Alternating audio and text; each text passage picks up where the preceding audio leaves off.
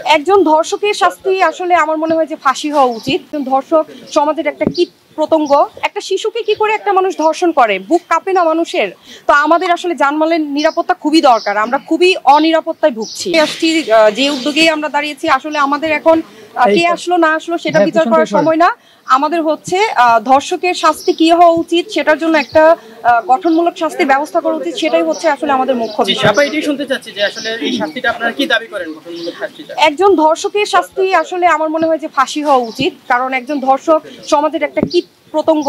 আমি মনে করি না যে তার মধ্যে একটা মনুষ্যত্ববোধ কাজ করে, কারণ একটা মনুষ্যত্ববোধ কাজ করলে সে কখনোই ধর্ষণ করতে পারে না। আর শিশু ধর্ষণ এটা তো আসলে মানে পশুও মনে হয় যে মানুষের থেকে ভালো, যে মানুষটা শিশুকে ধর্ষণ করতে পারে। একটা শিশু সে নারী, সে যে একটা নারী সেই অবস্থাতেই তো সে থাকে না। একটা শিশুকে কি করে একটা মানুষ ধর্ষণ করে, বুক কাঁপে না মানুষের? মানে সেই মানুষটা কতটুকু নরপিশাচ হলে এই ধরনের কাজ করতে পারে, তাকে সরাসরি ফাঁসি দেওয়া উচিত আমার মনে হয়। বিনোদনের প্রোগ্রাম হলে নায়ক নায়িকার অভাব থাকে না, মানুষের অভাব নেই। যখনই একটা যেমন আমরা দেখছি অঞ্জনা আপার মৃত্যু সংবাদ, তারপরে এই যে দর্শনে এই সংবাদগুলি শুনলে আসলে আপনাদের নায়ক নায়িকা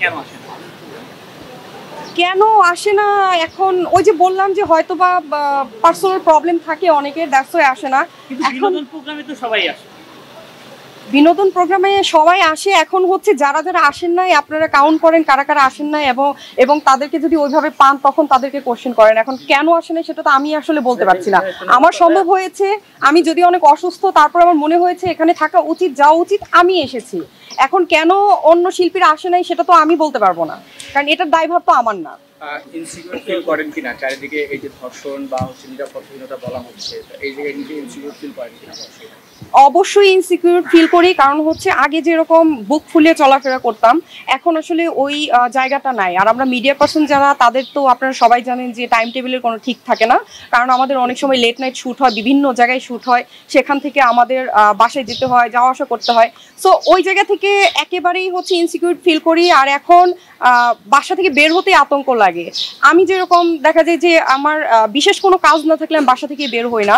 আর এখন রাত 9টা 10টা বাজলে একটা আতঙ্ক তৈরি হয়। ইনফ্যাক্ট দিনের বেলা অনেক অকারেন্স হচ্ছে, ধর্ষণ সেটা তো চলছে, ইনফ্যাক্ট হচ্ছে বিভিন্ন চিন্তায় মারামারি ডাকাতি, এগুলো তো অহরহ। আমরা ঘুম থেকে উঠেই দেখি যে প্রত্যেকটা দিন খুনাখুনি মারামারি ধর্ষণ এগুলো হচ্ছে। আসলে এই জায়গা থেকে আমরা কবে হচ্ছে নিস্তার পাবো জানি না, কারণ দিনকে দিন এই জিনিসগুলো বেড়েই যাচ্ছে।